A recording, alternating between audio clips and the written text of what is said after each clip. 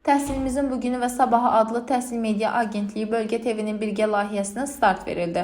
Layihənin rəhbərləri Sakit Muradov və Fikrət Fərhadoğlu'nun təqdimatında həyata keçirilən layihənin məqsədi ölkəmizin təhsil sahəsində baş verən yenilikləri, dəyişikliklər və mövcud problemləri obyektiv şəkildə işıqlandırmaq, bu istiqamətdə sorğular, müsahibələr və reportajlar hazırlamaq, eləcə də təhsil müəssisələrindəki real vəziyyətləri araşdıraraq ictimailəşdirməkdir.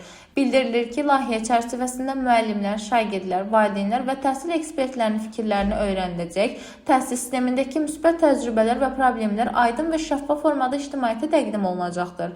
İlk sorğu və çəkilişlər Bakı şəhərindən başlayacaq, daha sonra ölkənin bütün bölgələrini əhatə edəcəkdir.